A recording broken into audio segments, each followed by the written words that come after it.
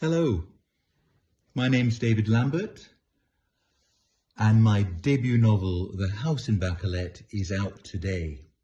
I'm very happy to say.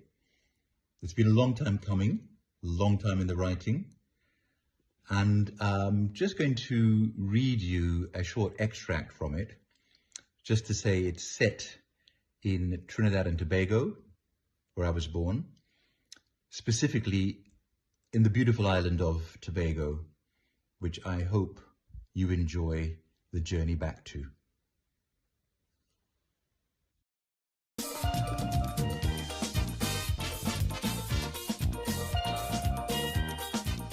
The House in Bacolet.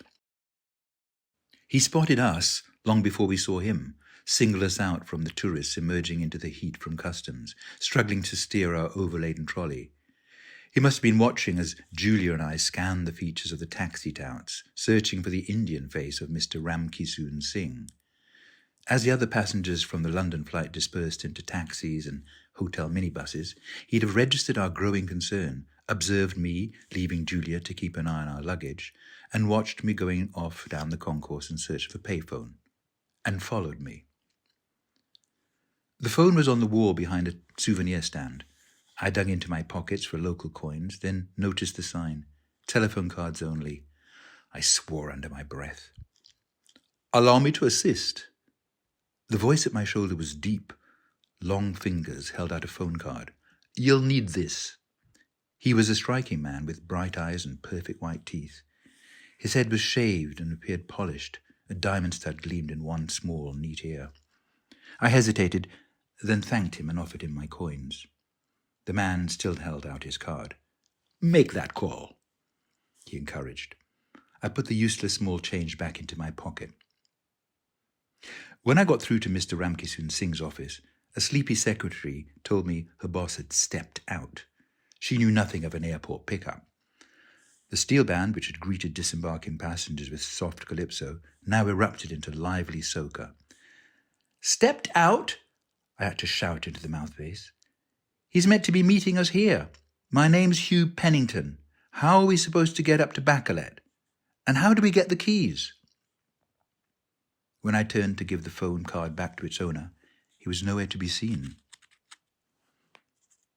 Julia was standing by the luggage, her sunglasses pushed up into her hair. She was smiling into the distance beyond the terminal building, feathery palm trees against an enticing glint of blue. All this awaited us. "Did you get through?" "Ramkisoon Singh's a no-show," I said. A frown replaced her smile. "He hasn't left us stranded here, Hugh." "Looks like it." I looked up and down the empty concourse. A woman in green corporation trousers was pushing a wide mop over the empty floor. On the other side of the road, the last taxi pulled away from the drank. Then I remembered, I've still got that guy's phone card. What guy? An enormous 1950s Chevrolet, two-tone burgundy and cream, rolled up beside us, its white-wall tires squelching on the hot asphalt. Its polished chrome fenders gleamed like incisors. Tinted glass made it impossible to see who was at the wheel. As the car drew up, its massive boot clicked open, released by some lever from within. When the driver stepped out, it was him again, the man who had lent me his telephone card. He loped round the mound of the bonnet towards us. "Sorry," I held his phone card out, ready as he came up. "I meant to return this."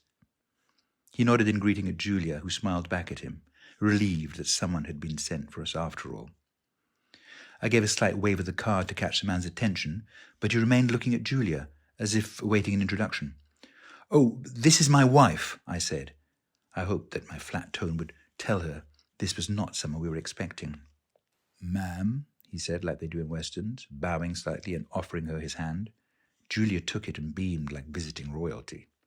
I pushed the plastic card towards him. "Nah, man, you could keep that," he said, brushing it away like a tiresome fly. "You know, I could carry you all up to Ramkisoon Singh's office to collect your keys. I couldn't help overhearing you on the phone. I can take you all to your place at Bacolet in my wheels, no problem."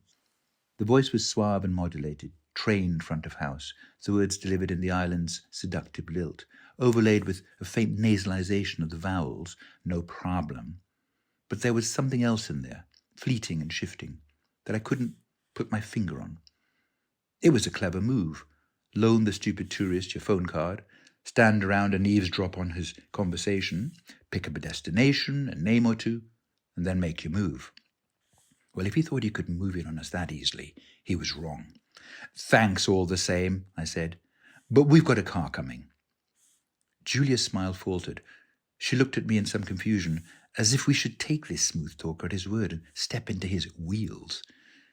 The Chevrolet was not like the regular taxi he'd been seen pulling away from the empty rank across the road. Small, dented Japanese models, each with a reassuring roof sign and displaying a plaque, licensed to carry 4 persons in safety. They were driven by older men with paunches, indifferent to the business of their passengers beyond smiling island courtesy.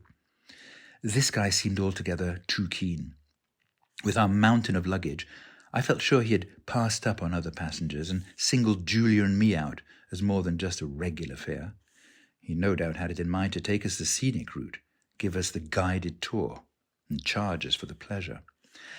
Someone's meeting us with the keys, I said. He looked unconvinced. Offices around here close early Friday. Julia glanced anxiously at her watch. But as you like it, no problem. He bared white teeth, spread his palms, and started to back away towards his car, its open boot still waiting, hungry. Hugh, said Julia under her breath, why did you send him away? We have no idea who he is. But it's almost 4 o'clock. You heard what he said. We'll catch a proper taxi. Julia said nothing, but put her hand to her eyes and swung her head both ways to make her point. The deserted approach road shimmered in the heat. Carrion birds swooped on the runway beyond. The steel band players were now packing up their instruments. Wait! Hello! I heard Julia sing out. What are you doing? I said through my teeth. The man stopped mid-stride as if he'd been counting how many it would take before we called him back. He spun round, making his large white trainers squeak on the polished concourse. Every last taxi has gone, Julia hissed, releasing the brake on the trolley. It's almost 4 and we need those keys. She beamed at him again. He grinned back. At your service. His name was Horatio. He drove with panache, the steering wheel spinning through his gold-ringed fingers, his other hand out the window, making ornate signals to other road users, dribbling a basketball, stroking a cat. We searched the dashboard for a mugshot, an official number, but found only a shiny metallic sticker curling off the glove box door. All o' we is one family.